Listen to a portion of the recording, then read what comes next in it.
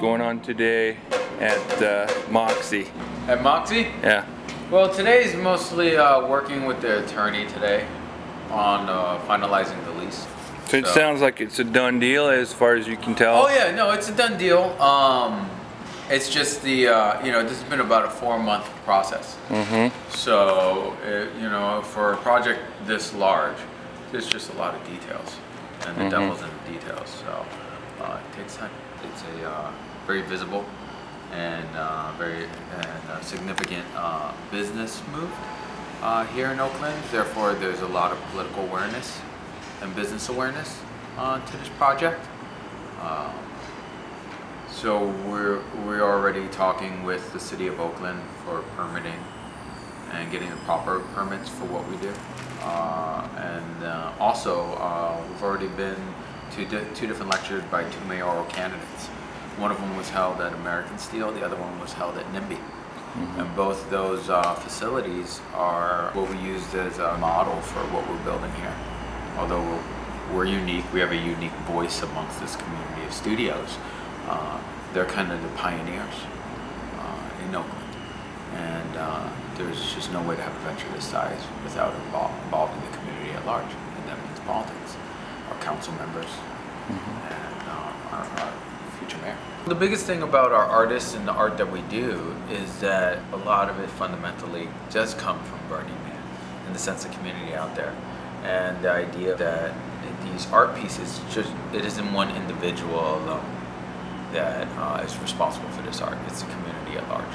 So here it is a huge community endeavor, organizing volunteers, grant writers, people involved with digital media and digital marketing, production management, all the things, all the infrastructure and support you need to be able to produce these large-scale art and involving the community in the production of the art and support of the art. And then maybe something as simple as having a communal board where we communally buy food from local food producers, you know, where we're doing local food sourcing and buying vegetables from a farmers cooperative here locally, where the community here at large in MOXY, the artists and people who work here, we all chip in together and buy together, buy our food in bulk, buy our meat in bulk, buy local, sustainable meats, and things of that nature. And those are small ways that we're a community. And that food will go to feed us, that nurtures us, gives us the nutrients to go ahead and build the art you see. And it's the only way it's going to survive here in the urban environment, is if we pitch in together collectively as a community.